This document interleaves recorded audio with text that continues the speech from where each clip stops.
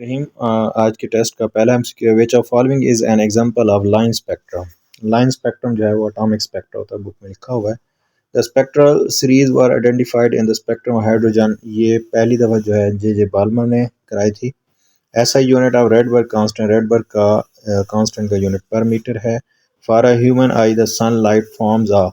तो सनलाइट जो visible light जो है वो देख सकती है, तो इसलिए यहाँ पे आप कॉन्टीन्यूस स्पेक्ट्रम लिखेंगे। The line spectrum of hydrogen atom contains the spectral lines in the region. अच्छा, लाइन स्पेक्ट्रम जो है of hydrogen atom contains ये सारे आएंगे, all of these. Paschen series जो है उसमें 3 होना चाहिए, तो ऑप्शन सी। उसके बाद नंबर 7 पे है the wavelength of Lyman series for hydrogen spectrum lies in the. Lyman series जो है वो अल्ट्रावायलेट में आती है। Radiation with wavelength shorter than violet, violet से कम जो है वो अल्ट्रा वायलेट होंगी।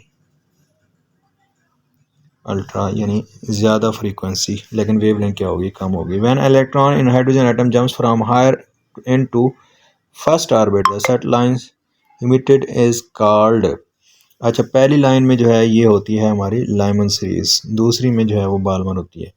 Balmer empirical formula explain the electromagnetic radiation of any excited terms of their wavelength.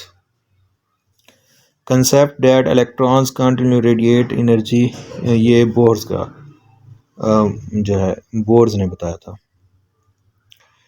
उसके बाद है according to third postulate the Bohr. अच्छा, थर्ड पास्टुलेट में जब हाई से लो एनर्जी में ट्रांजिशन होती है तो एनर्जी ऑफ बल्कि ये आएगा En minus EP is equal to HF, C option. Next one is number 13 जो है the total energy of an electron remains constant in allowed orbits. वैसे तो कोई भी ऑर्बिट हो, लेकिन अलाउड ऑर्बिट में इलेक्ट्रॉन जो है वो रह सकते हैं, तो इसलिए उनकी एनर्जी टोटल कांस्टेंट होती है कि एक किसी और ऑर्बिट में जाएगा, काइनेटिक बढ़ेगी तो काइनेटिक कम होगी तो पोटेंशियल बढ़ जाएगी। An expression for the electrostatic force between Q1 Q2 over r square, यानी ऑप्शन सी होगा। Q1 Q2 E है E square over R M square.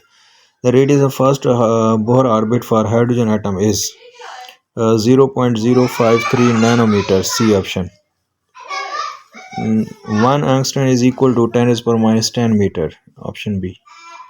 The radius of 10th orbit, 10th जो है वो 5.3 नैनोमीटर होगा, क्योंकि फार्मूला है ना 0.053 n स्क्वायर, n का स्क्वायर जो है वो 100